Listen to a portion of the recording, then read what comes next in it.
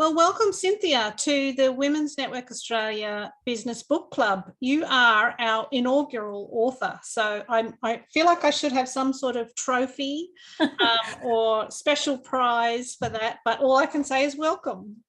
Thank you. It's great to be with you today. And we're talking about your latest book, Business Beyond Borders, taking your company global, which I think is particularly relevant for Women's Network Australia at the moment, particularly because we are also, as of last month, the Australian representatives for We Connect International, which is the certifier of women-owned businesses and plays a matchmaking role with women-owned businesses and global buyers. And we're super excited by the opportunity to get more of our women-owned businesses supplying to major corporates globally, but also here in Australia. So I'm sure there's a lot for our members to take out of your book. But in reading it, I also think there's a lot for businesses domestically as well. Some of the things that you talk about, the lessons and the strategies that you employ, I'm sure would be just as relevant for local businesses. Yeah, look, that's really, you've hit the nail on the head. What I find is that as companies start to scale up internationally and they have to kind of go back and look at all the bits and pieces, and if they're doing it well, they'll be doing it in a strategic way. What they often discover is that there's some leveling up to be done on the domestic strategy. And so, going to look at the international piece actually prompts them to go back and improve what they've done domestically. And it just kind of pushes the whole thing forward. Fantastic. I want to start, though, with your story. I was fascinated about you falling in love with travel as a 12-year-old on your first overseas trip with your parents. Can you tell us a little bit about that and how the travel bug bit you and where it took you?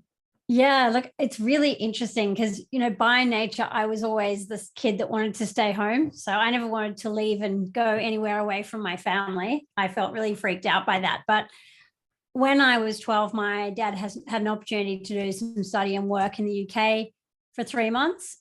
And he didn't want to go without my mother, and my mother didn't want to go without the kids. So in the end, they packed my sister and I up, pulled us out of school, and took us to, well, mainly the UK, but stopping in a few other places along the way. And so that was back in 1989. I'm dating myself here, but that was really my first exposure to anything outside Australia.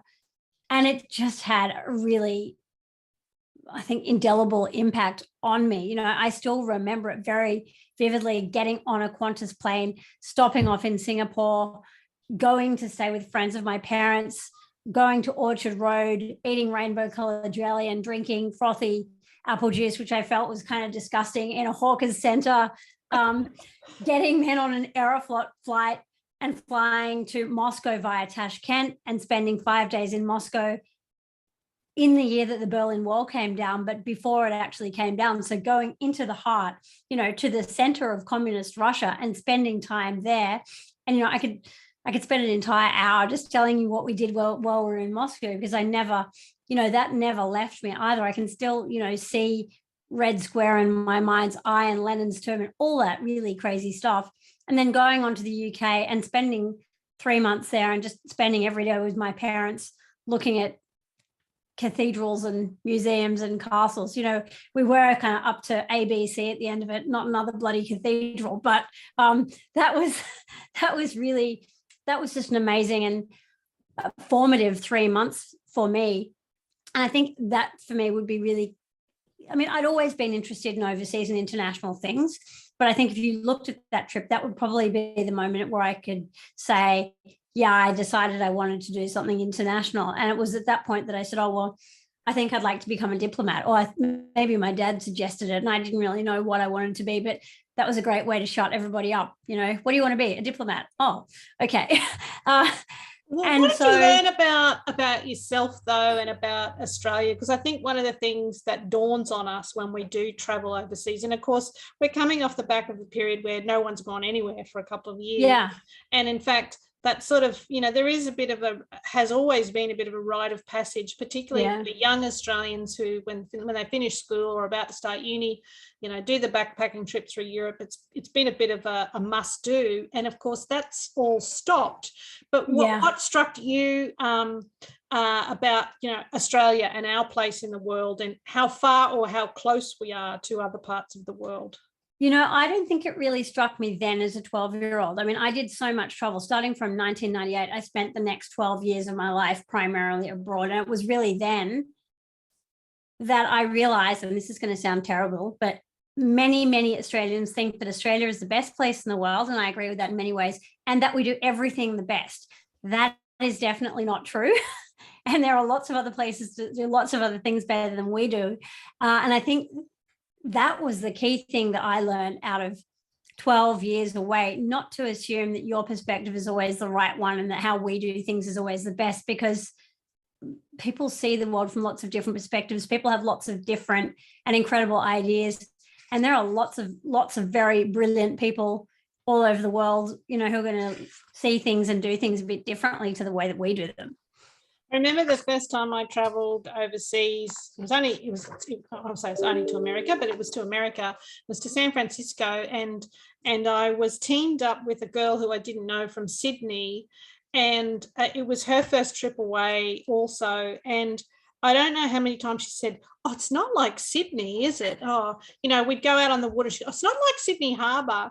And it at that point, the lesson I learned out of that is, don't compare everything to home. Embrace it for what it is. Wherever you are, try to embrace the culture, the people, the sites, because nothing's like home. That's the whole point of being away. That's right. And I think, if you allow it to, travel really changes you. And sometimes it's kind of difficult to define exactly how that is. But I think for me, I like to think that it's made me a lot more open-minded, a lot more willing to kind of look at things and think, well, if you see a particular situation, it could mean this, but actually maybe it could mean something else. And to be able to kind of sit with that tension of not knowing exactly what it means, or just deciding not to judge it one way or the other, and just to say, this is how things are. I mean, I remember, for example, when I first moved to Egypt, which was at the end of 2002, and suddenly everywhere I went in the road, every single woman who was not Western, and there were almost no Western women there at the time, everybody wore hijab, wore the scarf. And I went to university with lots of people who wore hijab. And, initially for somebody from Australia who'd never seen that, just everywhere, it was quite confronting. And I would think, is this okay? Do these people want to wear hijab? Do they feel oppressed? What's it like to never be able to show your hair in public? And then as I, talked to more people and got to know Egyptian women, I discovered, wow, actually, there's a whole range of views around this. Some people actually really hate wearing it. Some people absolutely love wearing it. Some people wear hijab as a sign of political activism, and that's their right, and their privilege to do that. And so, really just to learn that what you see does not necessarily mean what you think it means. It can have a whole range of different meanings to different people, and that's actually completely okay. So you did spend a lot of time in a lot of countries. Did you have a favourite place before we go on? I still love France. Yeah, that goes without saying, really, doesn't it? Yeah. I mean, I'll probably get in trouble if I start talking about favorite countries in the Middle East, because my Middle Eastern friends will ring me up and beat off on me for not picking theirs. Look, I enjoyed something different about everywhere I went. I really love Morocco. It's not technically the Middle East, it's technically North Africa, but I have a very soft spot for Morocco. But look, everywhere is fascinating and different. And I think that's an interesting thing for me. People start with this misconception, I'm pretty sure I did too, okay, it's the Middle East, everywhere will be kind of the same, but everywhere is completely different. Living in Egypt is nothing like living in the UAE, which is also nothing like living in Iraq, which is then really not much like living in Jordan at all. And so it's incredibly diverse. And there's just an amazing range of stuff to know about and experience and see there. The thing about your career is not only did you were searching and saw a lot of places, but you switched around a bit. You worked for DFAT, and then you sort of confessed you had sort of itchy feet and moved into, I think, a consulting role. And then you sort of shifted again and moved into working really with companies and scaling them internationally. Has it always been part of the journey for you, do you think? I kind of feel as though I am more or less destined to do international things because I've been interested in business and I've been interested in international stuff since I was tiny, since, as long as I can remember. My first school project was on Indonesia. And when I got told that I would have to do the project by taking books out of the library and underlining the bits I wanted to copy onto my piece of cardboard in pencil, I cried because I thought you could go on a plane and go around with a magnifying glass and look at stuff. That was kind of like what I had in my mind. And I've been interested in business. My first thing that I remember about business was being a 4-year-old and saying to my mum, I'm going to take all the oranges off our tree and take them to the front of the road with my little table and chairs. And she kind of looked at me pityingly and said, okay. And I came back a couple of hours later with $5 and said, there you go, they're all gone. And she was like, oh, that's okay. Pretty great. So you must have had good neighbours. Cute kids. Nobody can refuse cute kids who want to steal stuff, right? Fantastic. So I think those were always in my destiny, if you want to put it like that. But I think another defining factor is when opportunities come up, I rarely say no unless I can think of a really good reason. So, I went into foreign affairs and trade because I'd said, as a 12-year-old, I want to do that. And so I kind of pursued the path that I thought would lead me there. And I managed to do that. And I joined that as a graduate trainee, which is it's a relatively difficult thing to do. But I also discovered that I was somebody who wanted to make things happen and change things and have an impact. I found that a large government department was a very difficult spot to do that in because you need to wait about 20 years to have a big impact. And I didn't I'm famed for not having very much patience. So I think that was kind of a factor. Look, the Middle East, I continued to do because essentially government asked me to do Middle East as a specialty because I have language aptitude. I thought I was headed for a career in a French-speaking country or in Japan. Quite honestly, that's where I was thinking I would wind up. That didn't happen. I got asked to go elsewhere. I took the challenge on, I made an investment. And then when that sort of opportunity came to an end, I thought, look, I don't want to be a generalist. I just sank a few years of my life into learning Arabic and working and building up knowledge. I want to be a specialist. And it wasn't really possible for me to stay in government and do that. So I went off and did a Master of Middle East Politics. And then thought, look, I should spend some time back in the region if I'm going to say I'm an expert in this space, maybe just 6 months. And then a lot of what happened next is serendipity because I got picked up for a consulting project by a British firm out of London because I spoke Arabic. And at the time, there were thousands of advisors in Baghdad from the West, but there were only, if you looked at the American embassy, there were only about 5 people out of a staff of 5,000 that spoke Arabic.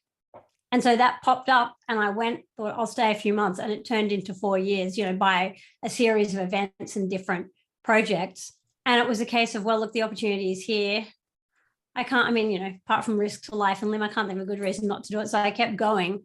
And then what eventually brought me back was missing Australia and having been away for 12 years and thinking, okay, this project in Iraq that I'm on is coming to an end. The US is pulling all its support out of Iraq. I can either go back to Washington, DC or go to Afghanistan.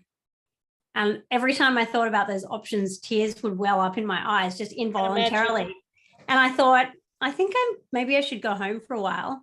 And so it's been a combination. It's been a balancing out of what I could have done professionally and what I wanted to do personally. I think that's always been a struggle for me because where I would have ended up professionally, if I'd kept on the track that I was on with management consulting in Iraq, is back over the other side of the world. And I had to ask myself some really serious questions about whether I wanted to spend my whole life away from my family, I didn't want to have regrets about, not seeing my family for most of my life and then coming back and finding that I'd missed that opportunity. And then, of course, I met a very nice man who said, could you please not go to Afghanistan? I'd like to get to know you a bit better. And I had to make a few more choices. And so one thing led to another. And that's kind of how I wound up where I am today. It's a great story. I mean, you've got so much to share, and I'm sure that for your clients, for those clients that you're working with to help take them global, those personal experiences in the countries that you've been to, the countries that you've traveled, are really important, because you do talk about, in the book, that obviously things like cultural differences really need to be appreciated and understood by companies if they are to succeed internationally. I really cannot stress that enough. Look, I've just started to work with a new client. They are going to take their company to India. They've never taken the company anywhere previously. It's an amazing company. They make something absolutely fantastic. And I look at it and I'm like, I really hope this works, because there is such a big gap between Indian business culture and Australian business culture. And we know that, cross-border partnerships often don't work out. And I look at it and I'm like, yeah, we have to do our absolute best work to make sure, I guess, this company understands all the things that could go wrong, but also how to make sure that those things don't go wrong, and how to tap the enormous potential of that market, because it's a really exciting because one. We can just look at the numbers, can't we? We can look at the numbers and say, oh, here's this incredible market opportunity. There's X million people, there's a rising middle class. There's all these amazing reasons as to why it should succeed. Yes. But the deal breakers are often those relationship and cultural barriers that we, don't probably really understand, or perhaps invest the time in up front. Oh, look, I totally agree. And look, there are so many things you just can't know until you get started, or until you go there. And I mean, I think I always say to clients, if you're going to go somewhere, sell somewhere, or invest somewhere and open up an operation, before you make a final decision to do it, please visit at least once. Don't wait until you're, halfway in and then say, actually, we probably should get on the plane and go there. Because there are things that you just often can't appreciate, and nobody can explain to you until you get there and see what it's like for yourself. And you learn so much just from being somewhere, even for a short amount of time. You come away having absorbed exponentially more than you knew. And it's not, some of it will be conscious, and some of it you'd have a hard time really pinpointing what it was, but you just have all these extra data points and knowledge that can help you make better decisions about how you're going to work in that foreign market. Could you give us a couple of examples maybe of that, where you've seen a company or a product, and it, it's actually when you get on ground, so to speak, and look at how it may play out culturally, or whatever, that there might actually be a change, or a different approach, or even a decision not to pursue it at all. Yeah, I'm trying to think about one where I've seen them decide not to pursue it. I did some work with a hydroponics project a number of years ago, and they did a market visit, and they went out there, and I just think they didn't enjoy it. They just looked at it and they sort of thought, oh my goodness, this is just too hard. We can't do it. And they decided not to go ahead. And I think that was probably a better decision. Mm-hmm. I'm thinking of a company, a very successful Australian company, Brook Farm, that makes boutique cereal, very high-end breakfast cereal. They tell the story of when they took the product to China, it had black packaging with white writing, very simple, plain packaging, but as gourmet cereal does now, probably black packaging with some white writing, maybe a cellophane window. And they got there and they realized, they got there and they realized that it was actually, that's what they ended up with. They went there with white packaging, and they got there and they went, oh my goodness, you can't do this in China because it's white is a color associated with death, and they had to flip it around and make it black with white writing. So I think in your book you even gave the example of Coca-Cola was it entering into China, and the brand name actually translated to bite the wax tadpole. Yeah. Because they went on phonetics and they thought that sounds like, and it was, I don't speak Mandarin, so I can't remember exactly what the combination of phonics was, but the combination of phonics sounded like bite the wax tadpole. And they actually went and did a phonetic search of like 40,000 characters, and they came up with something, I think it's now pronounced something like Coca-Cola, not Coca-Cola, right? Which has a meaning which is much closer to the essence of Coca-Cola, and there's nothing about wax tadpoles. Yep. But I mean, some investigation, obviously, of brand and how brands would play out in a different market is obviously critical before you dive in, no matter how big you are or how small you are. No, look, even huge companies have got it wrong a number of times. Classic Australian example is of course Bunnings, that thought they would copy and paste their business model into the UK. And, it seemed like a good idea at the time. And of course, everybody did love the sausage sizzle. But unfortunately, their product mix, the product mix that works for quarter acre blocks in sunny Australia is not the product mix that works for pocket handkerchief gardens in drizzling England, where you can't even go outside and paint for 9 months of the year, and where there's nowhere to put the massive barbecue and the huge log splitter. Yeah. That didn't work at all. I mean, another famous American example coming back the other way is Starbucks into Australia, where Starbucks arrogantly said, well, we've done coffee everywhere else in the world and everybody loves it, and of course it's going to work. And they came here and rolled out stores across the country, and I think they ended up shutting about 83 of them from memory, and taking an absolutely eye-watering loss of $100 million or more, and then had to really step back and look at the whole strategy and say, okay, well, that didn't quite work. What can we do? Now they've come back from that, but I think, if you look at Starbucks, it's never really, I think it probably has never got quite the same penetration as it has in other parts of the world, because Australian preferences in coffee are really different to other places. Absolutely. You say in the introduction to the book that there's never been a better time to go global. Why is that? Given everything that's going on in the world, why is it a good time to go global? Well, look, I think, let me answer it in two parts. The first thing I would say about this is people often say, well, is it like, when's a good time to go global? And I say it's like the answer to the question, when is a good time to have a baby?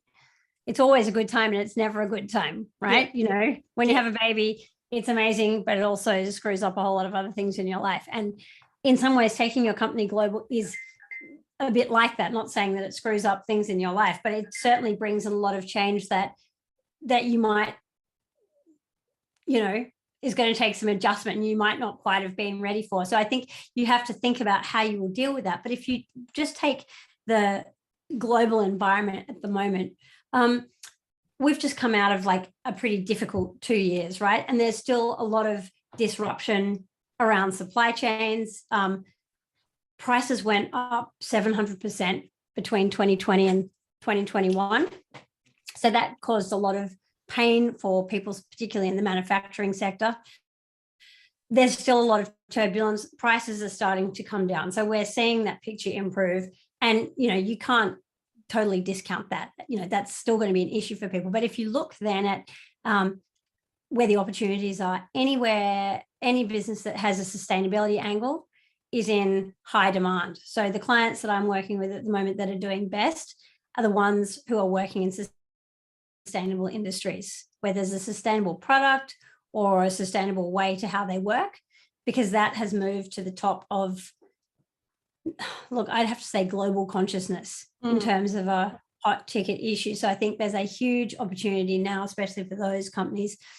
And the pandemic has actually given us a gift for people in the services sector, and that is that it's really lowered barriers to entry across the world. And how I illustrate this is, if you think back to 2019 and booking a doctor's appointment through a Zoom call, most people would have just said, oh, no way. I am not going to do that. No, thank you. I need to go and sit in the doctor's office. Fast forward to now, people are like, oh, I definitely do that. I do not want to be in that germy old doctor's office with all those germs. So there has been a huge step change in the way we consume services, and people are ready and willing to consume things virtually. And so for businesses that have a service that can be delivered virtually, if you have a great product and you have marketing that cuts through, you can reach people all around the world in a way that you couldn't a few years ago. Yeah, it's true. I was talking to a service provider who does presentation training, and highest growth segment is delivering those training services to overseas buyers. Absolutely. The opportunity to do that virtually is very real, very apparent, and it's a great opportunity.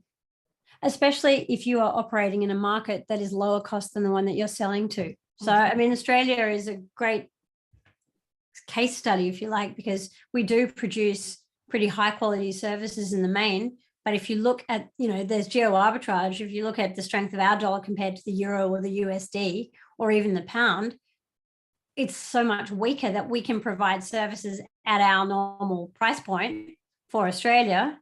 And it's very much less expensive for people consuming in those markets, or conversely, you can jack it up to meet the market rate in those jurisdictions and your margins suddenly go up a lot, even though you're just doing what you would normally do at home. The downside to that, of course, is that there are, how I was saying before, that we think we do everything best sometimes. There are lots of smart people in other countries where the cost base is a lot lower. Yes. That are also producing these services and rolling them out at a far lower cost than we can do them for. And so I think, for CEOs looking at the strategic landscape, they need to say there is all this opportunity, but there is a dark side, and that is that there is all this competition, which is coming our way, and nobody's really immune from it. People can come in and take market share from you by producing the same thing or a better thing on a lower cost base across borders as a virtual service. And even your savvy colleagues in companies just down the road from you, even if they're only serving the domestic market, there's a high likelihood that they are using offshored services of some kind to do all the things that can be done in the back office for a fraction of the cost. And so, I look at it and I see kind of push and pull factors, carrots and sticks for doing it. I got asked recently, well, should everybody be, having a global plan? Should everybody have a global play? Yeah. And I said, well, look, unless you are a mechanic or a hairdresser, probably. And, there are even some celebrity hairdresser brands. So maybe. Yeah.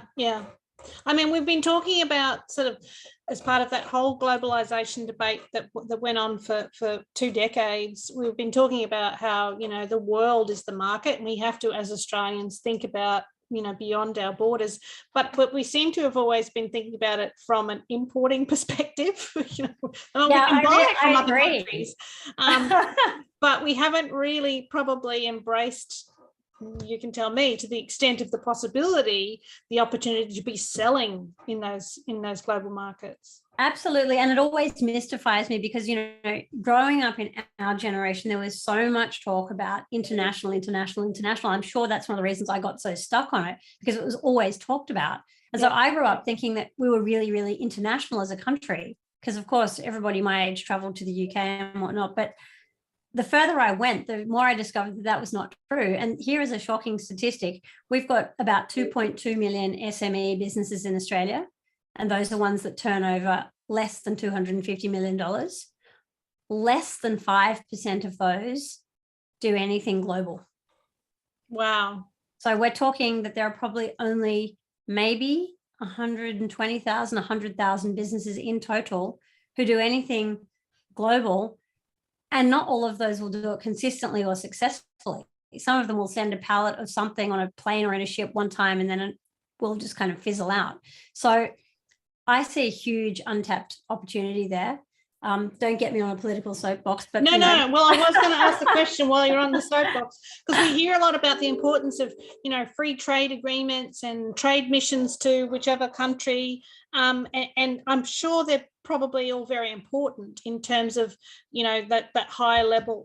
And I think you touch on the book about the importance of getting to grips with red tape and how to deal with, the various systems and processes that are in place. But a lot of that stuff doesn't actually equate to business, doesn't sell one more container load necessarily. No, look, it doesn't. And that's because doing business internationally is more than going on a few trade missions. I mean, you absolutely have to visit the country, but that is not going to do it. And you have to have a strategy that's been properly thought through behind it. And it's much harder. I mean, you can, especially when the economy is good, you can be pretty rubbish at doing business in this country and you can still get by. You can make money. It can just kind of evolve organically and you can sell stuff. Yeah. And look, that's partially why we're a little bit lazy, I think, because we've always had it pretty good here and we haven't really felt the need to look elsewhere. The problem is when you go offshore, the stakes are so much higher and the global marketplace is competitive. And there are people who need internationalization so much more badly than we do. And they are fighting tooth and nail and investing heavily to make that happen. And so that's a long way of saying that in order to be successful in this space, and I think this is, one of the places where there is a gap, you have to be able to build out a coherent international strategy that's simple and then just follow it step by step. And I mean, look, that's part of my mission to help companies. And I don't really like the word small because I think it, people have all kinds of bad negative connotations around small, but, companies in that $2 to $20 million range, there are huge opportunities for those companies, but a lot of them don't have the know-how to do it. There is a sort of a black hole when it comes to, well, how do we actually do this in a way that is going to be sustainable? I don't mean environmentally sustainable, but sustainable over the long term, where we can actually build up the international business without burning ourselves out, without having to mortgage the house, without capsizing the domestic business. And how do we just build it out in a way that's strategic and grows over time and ends up making us money?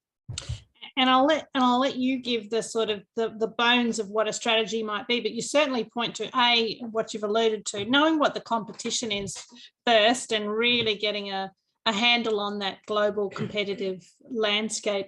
But I really like, and this is where at the outset I said, I think your book is particularly relevant to domestic players as much as it is to those looking global, and that is making sure that the value proposition is right. Because without that, really, it's very hard to move forward, isn't it? Well, you have to know that you are producing something that somebody somewhere else actually wants. Yep. And if you've done well at home, it's sort of natural to assume, well, of course, people want it elsewhere. And it's just not always the case. I mean, it's better to think about, well, people have been living without my thing for the last several thousand years. They seem to be doing okay. Why do they need it now? Yeah, like what's going to be the thunderbolt that'll fall on them from the sky and make them go, I need this product. So I think that's a better way of thinking about it. And that's why it's so important to understand, where is your market? Who is it who actually really needs and wants what you're selling? And how can you get to them and communicate your value to that person? Yep. And without, we don't want to give all the tricks of the strategy away because we want people to buy the book, obviously. And there will be links with this, and we've already shared it on our Women's Network Australia Business Book Club. But you do spend a chapter talking about international marketing, which no doubt is a really interesting space because, again, bringing up those whole cultural questions and the way information's gathered and how to figure out what's the right, it's hard enough to figure out what's the right marketing strategy in Australia, let alone overseas, but how important is that to global success? Oh, it's another, I feel every time I sort of talk about international things, I say, well, this thing's critical and you can't do it without that. But it's all critical. This is another critical thing. Essentially because it doesn't matter how good your stuff is. If your marketing doesn't cut through, if you can't reach people with a message, you can have the best thing in the world. But if the marketing is all wrong, if you haven't identified who the market is, if you haven't worked out what the message is and that it will actually speak to people's hearts and minds, and then you haven't found the right vehicle for delivering that message, you are going to end up with a warehouse full of stuff that you can't move. So two questions come out of that. One is, how important is logistics? Because obviously, particularly if it's not a service, but it's a product, getting your product to the market, I guess both ways, but certainly from the Australian context, is critical. And Yes. secondly, then, are there particular sectors or areas of production in the Australian market that are really in demand, I suppose, or likely to do better in certain countries than others? When we always talk about our food and whether that's still sort of the flavour of the month, so to speak, in markets like Japan and China. Yeah, look, I mean, food is always a really hot ticket. Yeah, and food is still really relevant. I mean, the thing I would say about food is you can't really compete on price on food, because, you know, we're so far away from anywhere that the cost of getting food to the market always means that the margins are going to be lower because it just costs more to do that. And, you know, if you want to look at it from a sustainability point of view, you might also have some question marks about whether it's, you know, is it still going to be fashionable in 5 to 10 years' time to eat broccolini in Dubai that has a massive carbon footprint? I don't know. Like, that's a sort of large existential question. But food remains a really important area. Look, I mean, other areas that I see have real promise are things like skincare. Mm-hmm. And a lot of that ties back to, I think, the image of Australia as being clean and green and trustworthy. Mm-hmm. So I think, you know, there's a thing that can be capitalized on there. I think fashion is also a really interesting area. And then I think elaborate manufacturers, and that can, look, that can kind of cover a whole range of things, but I'm thinking things like, you know, weld cleaning equipment or little small like component parts that go inside larger machines. Mm-hmm. Totally unsexy.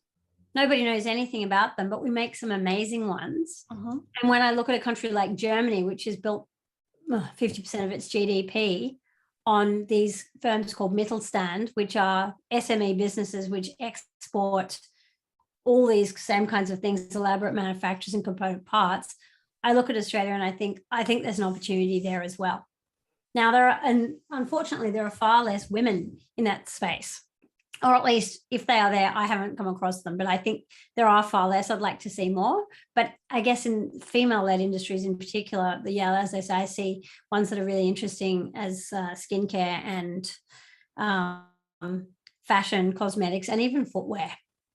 You know, I did some work with a great brand a few years ago that does orthopedic footwear for miners. So the boots look like a gumboot, but they fit like a riding boot. And there are all these pieces of patented rubber that go inside it to fit your foot exactly and hold it. And that was developed by a podiatrist. She spent 27 years as a podiatrist, and she worked with miners working on wet, unstable ground.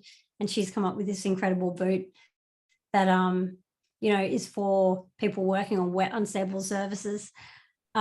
She will export that, although the thing that she's found out is that Australia is the biggest market in the world for that particular product because we have so much underground mining. So, yeah. Fascinating. Obviously, people can work with you directly, so that's another part of your business, isn't it? You're not an author full time. It's really about working with businesses to make this magic happen. So I presume the best way for people to contact you is through your website, which we'll push. Or through LinkedIn. I'm on there all the time. But tell me just a little bit about how you found the process actually of putting this book together, because, you know, that would be taking you out of your day job and you know, the whole process of actually getting your thoughts and strategy and what you do into a readable book is a challenge in itself. So how did you find that process? So let me start by saying I love to write. So in that sense, it was probably a lot less of a chore for me than it might have been for some other people. So that was not a problem. But when I wrote my first book, I followed a process and a structure, which is also good because I like those things a lot. And I wrote that book in 45 days. Wow. By the time I started the second book, I had one child and I got a couple of chapters in and the next child turned up. from which point it took me about 4 years to complete it, because it just flowed out of the water. And eventually my team said, when are you going to finish that damn book? And I was like, that's a good point. I really should finish the damn book. And so as I do anything that I want to get done, I blocked out time in the schedule and said, here's when you'll write it.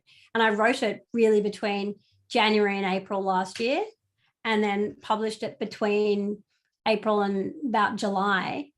I think if you follow a structure, it's, oh, look, I love it. I'll probably do a few more books. Although my husband's like tearing his hair out. I said, what's your book for each chapter in the book? And he just looked at me, kind of went all shades and said, you just focus on this one for now. I was like, yeah, probably a good point. I would also say though, look, I couldn't have done it without the team of people I had helping. So I have a fantastic editor who edited this book and the previous book. I had a fantastic proofreader who also happens to be my sister-in-law. Wow. Who proofed this book and the last book, and a fantastic designer who did all the cover and the layout for this book and the last book. And Robin, my designer, she's amazing. She is such a pedant. My head was about to explode by the end of the process, because she'd come back to me about, you know, the positioning of commas and so forth. And I would just say, I actually don't know. Just do whatever you think best. But between those three people and then the printing house that I used, oh, look, it made it, it's still a really big project to do. You know, it is kind of, it's not quite as bad as having a real baby, but, you know, it's not that far off. Yeah. But it's made it manageable. And, you know, we came out of it with something that I'm proud to put my name on. So I think that's an okay outcome. I think you should be very proud. It's it is well laid out. It's easy to follow.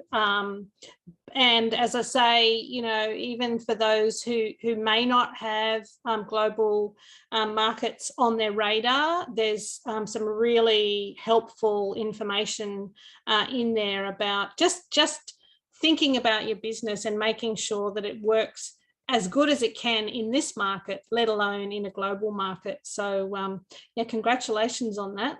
Thank you. And look, I want to say that's kind of key. One thing I'd like to try and get my clients to do when they're starting to go global, to make sure things in domestic business are tuned up to the max, you know, in terms of their team and their time and their cash flow, and where possible, even the marketing and so on and so forth. Because as you scale up, the workload increases exponentially, because it's almost like opening the company again, but in a new place.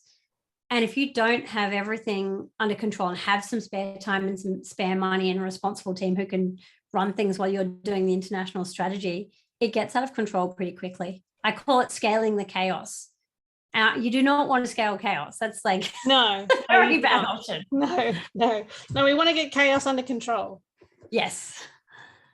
Well, thank you so much, Cynthia. And again, thank you for being our inaugural guest on the Women's Network Australia Business Book Club. And we look forward to your next book. Where is your next trip? Oh, I am going to Noumea in 6 weeks' time. Woohoo, fabulous. Only for a holiday, and then work travel TBA, maybe India, maybe Japan. I did have an invitation to go to France. I think that's a bit far because I have a 3-year-old. So I was trying to sort how I would manage that out. Or maybe back to the Middle East, because I have an invitation to go there and I would love to get back there sometime. The world really is your oyster. Well, thank you so much for your time, and thank you for your generosity. Thanks for having me on. It's been great chatting.